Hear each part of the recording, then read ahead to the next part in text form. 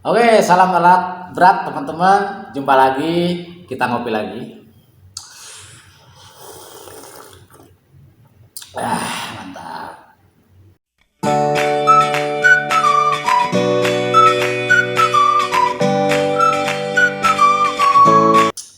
Di Ngopi Beko kali ini, saya akan membahas sebuah problem di eskavator PC200 strip 10 MOCE ya. Kenapa saya bahas problem ini? Ini punya histori yang unik. Terus di sini kita Baca. menyelamatkan customer ya dari kehilangan kos atau biaya yang tidak sedikit ya. Jadi untungnya ini tidak jadi di overhaul ya. Good job. Penawaran overhaul pompa kalau ordinary berapa, kalau PTA berapa, counterpart kalau PTA berapa itu sudah ada negosiasi. Untungnya kita waktu itu agak curiga, Pak sebaiknya kita cek dulu ke lokasi. Sebenarnya yang problem itu apanya sih gitu. Karena kalau dari case ini kemungkinan yang disampaikan itu misalnya pompa atau counterpart itu kemungkinan kecil Pak. Sayang uangnya terbuang percuma karena harus overhaul. Akhirnya customer setuju untuk bayar jasa waktu itu dan kebetulan saya ke lokasi ya teman-teman. Jadi gini, problemnya itu arm in dan out itu lemah, kemudian track tidak bisa steering. Bahasa mudahnya itu track kirinya lambat dan lemah, kadang dia nggak bergerak ya teman-teman. Kalau udah kena beban tuh nggak bisa bergerak. 2000 years later. Jadi alat ini terbilang belum belum lama ya, mungkin 4 tahun lah, 3 tahun 4 tahunan ya. Cuma memang karena kemarin corona lagi pandemi, kemudian bisnisnya ya down semua kan, ya alat ini dirumahkan ya. Jadi alat ini di work from home. Kayak kita ya dulu-dulu kan ya kita juga work from home ya. Nah ini alatnya di work from home kan. Nah alatnya sudah out warranty sebenarnya teman-teman ya. Jadi sebelumnya itu ada problem engine drop dan error. Ini laporan dari operator di lapangan gitu kan. CA559. Konsultasi dengan mekanik QT, kemudian diminta cek filter solar karena waktu itu habis parkir mau dioperasikan lagi karena ada yang mau rental dan sebagainya gitu ya. Dan ternyata udah lama nggak diservis gitu kan. Jadi wajar lah minta dicek filter solar, kemudian diganti filter solarnya. Setelah diganti filter solar semua, jadi semua ya, rakor, free filter, main filter semua diganti, error hilang, mesin tidak drop lagi, jadi udah bagus. Mesinnya udah bagus setelah diganti filter solar. Selanjutnya ada problem baru yaitu arm masuk dan keluar jadi lemah. Unit malah tidak bisa belok steering dan trek kiri nggak mau gerak ya teman-teman. Jadi problemnya itu malah nambah gitu ya. Yang harusnya awalnya cuma drop error CA559 diganti filter malah muncul yang lain. Oke, kita sambil ngopi. Nah, namun saat saya ke lokasi melakukan pemeriksaan atau pengecekan, kita gali-gali data lagi gitu ya. Ternyata sebelum konsultasi dengan mekanik UT, ya, mereka melakukan atau sempat dilakukan pemeriksaan pada solenoid pompa hidrolik dan melakukan penyetelan pada LS palep dan relay palep pompa depan dan belakang ya. Jadi karena engine itu ngedrop, kemudian ada yang menyarankan coba dibersihkan nih solenoidnya, coba dicek ke LS palepnya atau relay palepnya karena mungkin alat yang sempat lama parkir gitu ya, bisa jadi itunya gitu. Nah ini masalah sebenarnya di sini sih sebenarnya. Bercanda aja loh. Teman-teman P2H khusus untuk hidrolik ya, pastikan untuk memeriksa kondisi filter hidrolik tank ya. Filternya itu diperiksa, dicek, dibuka aja lah, sempatkan 5 menit dan cek juga kondisi olinya. Dan alat ini sewaktu minta penawaran overhaul pompa gitu ya, harga overhaul pompa dan kotor palep, waktu itu saya meminta coba Pak cek filternya, filter hidroliknya itu kayak apa sih gitu. Dicek, ternyata bersih Pak, bersih, olinya juga ya nggak kayak baru ya, tapi bersih loh, nggak kotor gitu loh, nggak hitam, terus nggak terkontaminasi yang lain gitu ya. Saya bilang Pak kalau kondisi gini kemungkinan untuk pompa rusak kemungkinan kecil Pak, saya bilang, kecuali kalau apa namanya, kalau filternya di situ ada gram kuningan atau gram yang halus-halus yang putih itu ya, yang kayak metal itu, oke lah gitu kan, bisa jadi itu memang dari pompa hidrolik. Kemudian ya water valve harus kita flashing, harus kita turunkan kan, karena udah sirkulasi. Tapi kalau filternya bagus, kemungkinan kecil Pak, karena unitnya juga ini terbilang ya 3 atau 4 tahun kan. Saya nggak ini, kalau Komatsu itu 3-4 tahun malah belum apa-apa itu pompa, saya bilang gitu kan. Sombong amat.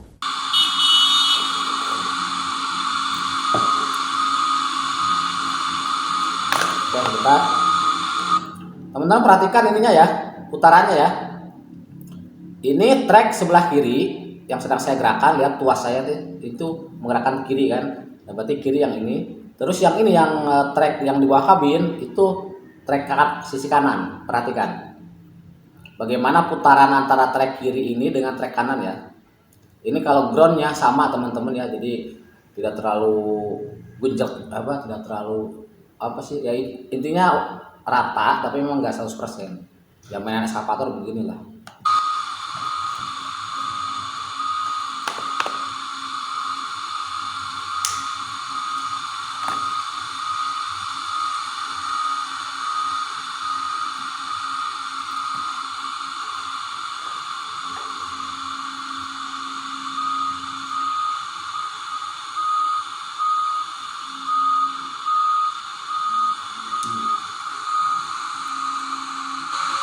Oke, udah terlihat kan? Terlihat dengan jelas bagaimana putaran yang berbeda ya. Ya, sebenarnya nanti ada lagi caranya nextnya ya, itu melakukan measurement atau pengukuran travel speed, speednya ya, attachment speed, travel speed itu ada ya caranya. Ya nanti lah di video yang lain nanti saya bikinkan bagaimana cara mengukur travel speed ya, kecepatan travel itu gimana. Tapi diukur ini memang beda jauh ya teman-teman, dan ini pun terlihat pergerakannya ya beda ya. Ditambah lagi kalau misalkan ini pada saat jalan nanti ke lokasi, ke tempat loading ya, di sini ada gundukan aja, ini pasti diem, langsung diem, nggak kuat. Beda kalau yang normal dia akan naik kan gitu kan, sampai ngerelip gitu, ini nggak kuat dia. Walaupun ini pressure-nya tercapai sebenarnya ya. Kenapa bisa terjadi hal seperti gini, sebenarnya ini udah ketahuan sih ya. Oke, tapi ini sebagai bahan pembelajaran, dan saya sampaikan juga ini ke customer, ke mekanik ya. Ya mereka apresiasi sekali. Terima kasih Kang udah dikasih tahu. Good job. Pembuktian arem sekarang.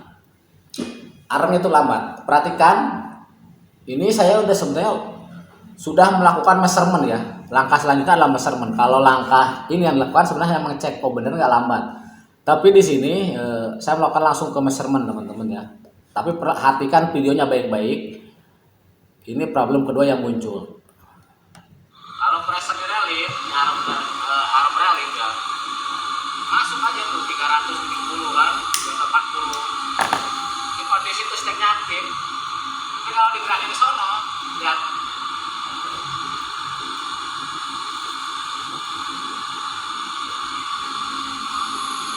Itu arm masuk, lihat pressure-nya itu, pompa depan belakang. Cuma 14 kilo ini gerak arm ini. Tuh. Segitu. Harusnya kan naik-naik terus ini pressure. Ini mah cepet lah. Tuh. Lihat. Digerakin ini. Pas arm masuk nih. Lihat tuh arm masuk tuh. Pressure-nya cuma 20, 16 tuh satu ya. Lambat lah. Cuma kalau kita pakai satu pompa ya, pakai L, ini satu pompa. 576. Ini sama kayak satu pompa aja. Lihat pompa depan tuh, 12 kilo, 13 kilo. Diem kan? Diem nih. Ini satu pompa. Kalau dimentokin ya kerelip juga tuh. Ya, itu teman-teman ya. Sudah tahu kan problemnya arm lambat itu, yaitu dengan mengukur operating pressure terbaca sesaat 14. Bahkan tadi sesaat bisa lihat ada sampai 11 kilo yang ngedrop. Ya, itu yang membuat dia lemah teman-teman, lemah lemah syahwat.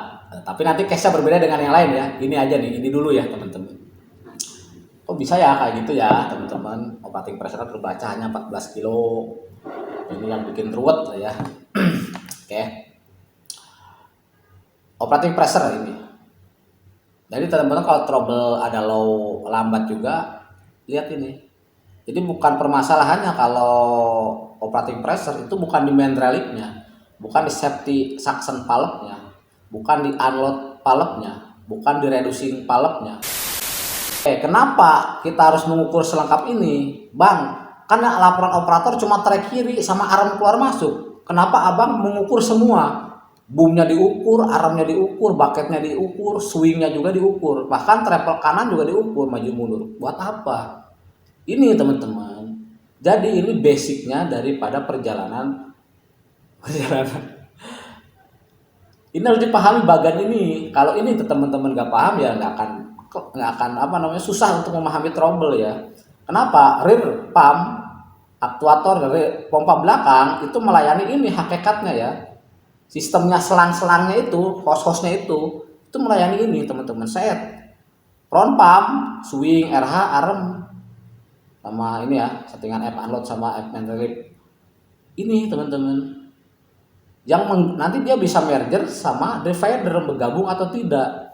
Artinya maksud saya gini, kalau misalkan di sini yang problem itu kan, ini salah ya, ini 380 harusnya. Sorry, saya perbaiki dulu. Takutnya jadi temuan kan.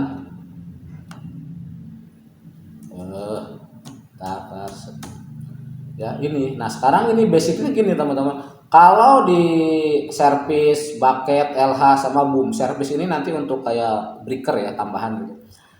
Misalkan pada saat L mode itu dipisah. Kalau pressernya bucket, treble kiri sama boomnya tidak tercapai, ya pompa oke lah pompanya. Tapi kalau cuma RH treble aja yang problem, boomnya tidak, bucketnya tidak, ya jangan nyalahin pompa dan jangan nyalahin main relief ya, jangan nyalahin main relief. Kalau misalkan hanya satu attachment problem, jangan main relief, jangan pompa ya. Safety suction-nya bisa karena satu-satunya ini nanti ada safety suction. Sebenarnya udah saya jelaskan lah teman-teman ya, nanti teman-teman lihat di video-video yang lain.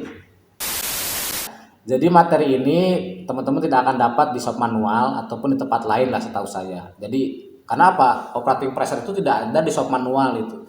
Di shop manual itu bahasanya ya unload, ya relief, ya kayak gitu-gitu kan. Tapi operating pressure berhubungan dengan kecepatan attachment itu belum pernah dibahas ya teman-teman. Jadi maksud saya ya kita berdiskusi saja. Oke lanjut lagi nih. Jadi operating pressure itu tekanan oleh hidrolik pada saat attachment bergerak. Jadi pada saat attachment bergerak itu tekanan itu disebut operating pressure, operating yang sedang bekerja gitu ya. Itu terus perhatikan ini yang saya maksud di sini adalah di bumi ini teman-teman yang tinggal kita bersama itu ada namanya gaya gratifikasi.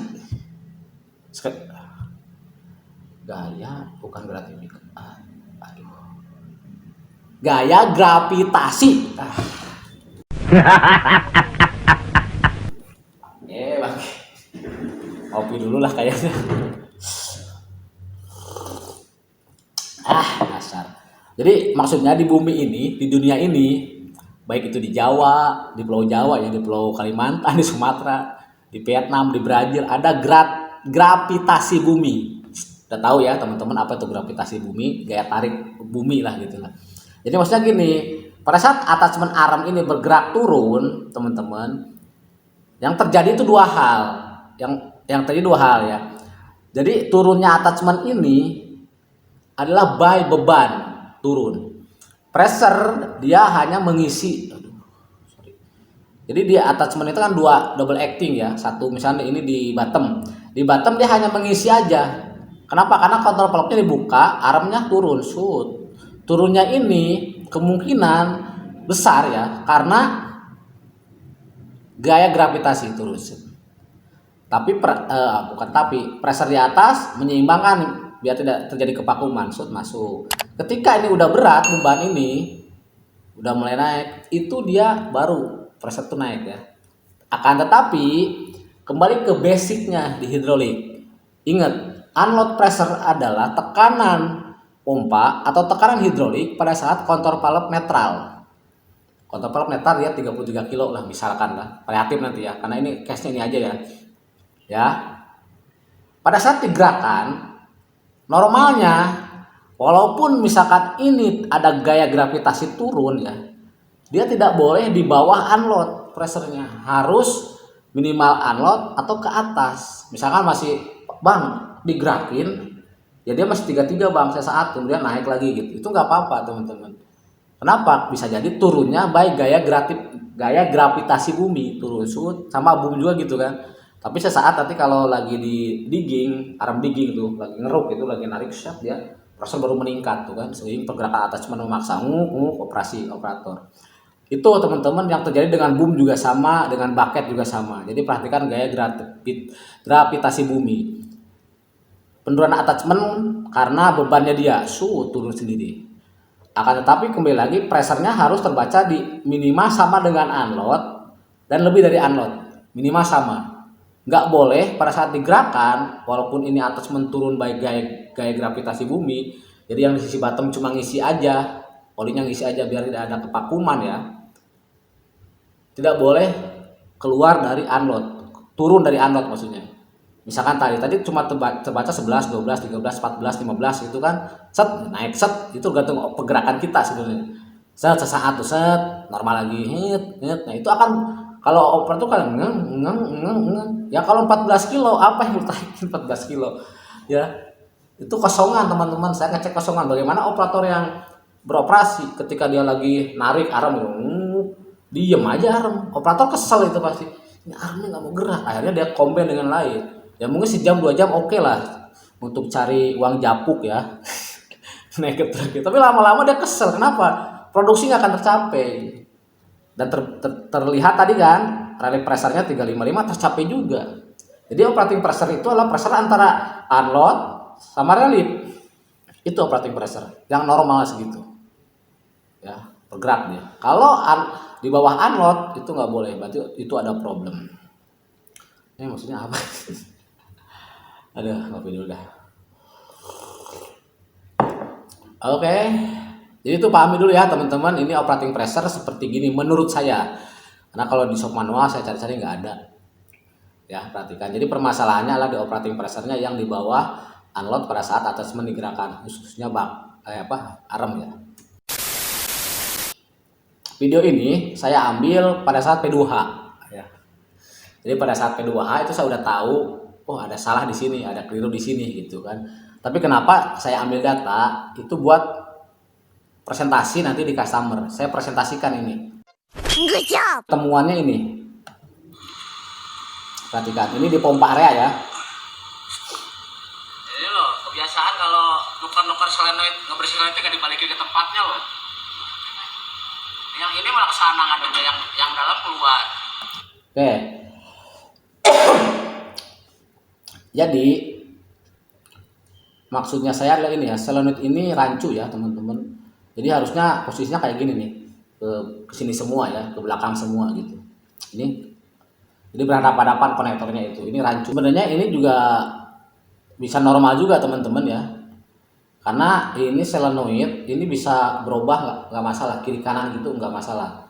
Cuma bedanya adalah ketika mekanik yang lain ngecek dan temuannya seperti gini, pasti mindsetnya ini ada yang kebalik gitu. Padahal belum tentu juga, jadi tetap harus dicek lah mau nggak mau.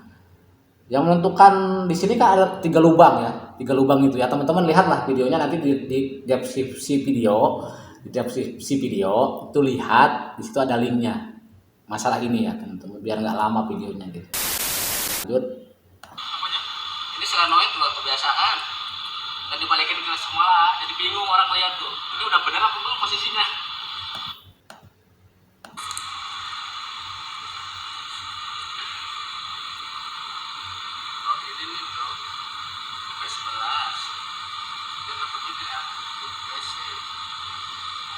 Oke teman-teman ya. Jadi dari sini sebenarnya saat P2H saya melihat konektornya itu tidak sinkron, tidak sama antara LS, PC pompa belakang sama pompa depan itu enggak beda gitu, salah, wrong connection. Solenoid pump wrong connection. Tapi karena kondisi solenoidnya gitu ya akhirnya saya buka lagi, saya cek lagi. Oke, jadi aktual data main relief sudah dilakukan adjustment, LS valve pompa FR sudah dilakukan adjustment, solenoid valve sudah dilakukan pemeriksaan ya, dicek gitu, dan ternyata masangnya kebalik. Jadi sambungan soket solenoid ini ditemukan aktual pada saat P2H itu P1 terpasang ke LS EPC, P12 terpasang ke front pump EPC, P19 terpasang ke rear pump EPC. Keliru teman, langsung yang benar adalah nih catatan buat teman-teman ya, di PC 200 210 ini, tapi yang tipe 8 up ya ini sama. V11 itu ke front pump, V12 itu ke rear pump, V19 ini ke LS EPC. Oke teman-teman ya. Oke, langkah perbaikannya connection ulang soket solenoid. Jadi ini saya benerin, kemudian saya cek satu-satu solenoidnya ya, emang nggak ngejam, bersih, bagus gitu. Terus ininya saya betulin, jadi yang LS itu ke 19 ya, jadi kayak gini lah. Terus di adjustment LS valve, kita adjustment LS valve. Untuk adjustment LS atau pompa nantilah kita bikin video gampang kok itu. Cuma main rally valve tidak saya lakukan adjustment karena udah dibalikin lagi sama dia. Dan normal, maksudnya saya pressure kan udah oke ya tadi ya. Kayak itu aja sebenarnya teman-teman. Dari sini ya kita bisa menyelamatkan komponen pompa ini. Terlihat loh, pompanya ini masih ini sayang ini kalau mau turun pompa ini mau overhaul kan, mukanya masih bagus, masih bening gitu dalamannya. Saya yakin orang olinya masih bagus kok. Saya bilang wah ya alhamdulillah ya. Ya sebenarnya ini kalau yang lain ya mungkin ada yang bilang wah bodoh kan katanya, itu kan duit gitu kan, itu kan revenue kan. Ya saya mah ngapain kan, ya kalau memang bukan itunya ngapain kita overhaul gitu kan. Kalau memang hanya dengan ini kita selesai terus alat operasi dengan baik, ya kenapa harus turun pompa? Ya memang ya gimana ya saya jelasinnya ya. Kalau memang nggak rusak ngapain gitu? Ya betul kita nggak dapat revenue gitu kan, harusnya kita dapat puluhan atau mungkin sampai ratusan juta kan. Tapi saya bukan itu gitu, bukan gitu. Yang diajarkan senior saya itu bukan gitu. Susah lah saya ceritain ya teman-teman ya, tapi ya dengan ini ya customer senang, happy gitu kan. Wah terima kasih kan, ternyata ya masa kondisi lagi sulit kita habis pandemi begini. Nah itulah sedikit curhat. Nah ini setelah saya perbaiki, setelah saya cek solenoidnya, terus kabel-kabelnya saya benerin lagi, connectionnya, LS valve-nya saya adjust. Ini hasilnya seperti ini. Perhatikan teman-teman, antara tadi yang operating pressure-nya ya, lihat. Nah, tadi kan udah tahu kan. Tuh. Ini kan armnya kita masukin loh. Nah, dari mana armnya kita masukin, lihat. Nah, ini unload ini 33 atau 30 itu pressure saat butterfly meta, ini pressure standby ya. Jadi pada saat kita gerakan dia pressure harus naik pelan-pelan ya. Ini aku gerakin pelan-pelan ya. Tuh lihat, dia cepet nih.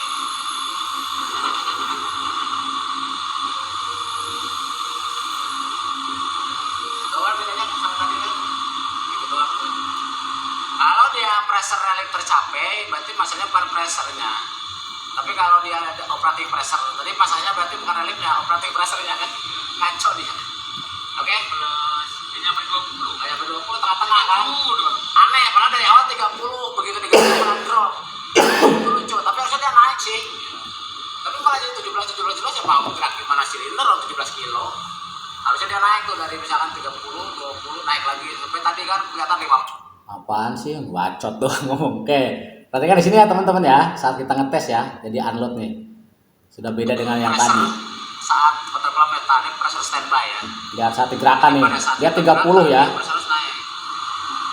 Oh 33, Gerakin pelan-pelan ya. 67, 6, 6, 7, 80, 95, 100. Oh udah, ini ngerelip. Nah udah ngerelip, udah mentok masuk ya dari luar saya gerakin. pressernya nggak turun. Bukan nggak turun, maksudnya pressernya nggak di bawah unload kan. Nah, ini udah normal, udah oke. Oke. Nah sekarang kalau nggak percaya kita tes unit ya. Naik dong bro. Ayo naik ke puncak gunung. Naik ke puncak gunung. Alangin maju weh. Oke, saya stop dulu ya, karena di sini nggak enak nih, ngebacot nih orang ini ya. Ini mekanik nggak jelas, ngomongnya kemana-mana. Saya potong dulu ya, bahaya di sini. Jadi intinya kalau di sini udah naik full ya, teman-teman bisa naik full normal tanpa batu attachment, tanpa ya harus di apa-apa, normal sendiri dia bisa naik. Ya udah normal alatnya. Nah, kita akan coba cek dia, ini nih arahnya. Oke, nah lihat. Dia akan perhatikan. Oh coba ngaruh. Edan. Oke, itu ya armnya udah oke, geraknya udah smooth. Kalau sebelumnya dia diem banget, diem gerak gitu ya, ngayun. Kalau ini udah oke ya, pergerakan udah smooth. Nah ini kita cepet-cepet aja teman-teman. Oke, setelah dilakukan uji coba, alat sudah oke, operator sudah oke Pak, mantap katanya. Sekarang udah oke dia. Good job. Ini teman-teman rata-rata ini nomor 10. Ya itu nggak bisa jadi, tapi ya nantilah kita jelaskan di kemudian hari. Mudah-mudahan teman-teman bisa mengerti. Artinya ya dapatkan data sebanyak mungkin, lakukan analisa dengan baik, dengan tepat. Langkah terakhir baru kita penyelesaian problem, menunjukkan komponen. Nah sebelum kita bongkar ya hal-hal yang paling mudah dulu ya teman-teman. Oke, tetap semangat, tetap jaga keselamatan, jangan lupa ngopi. Salam alat berat.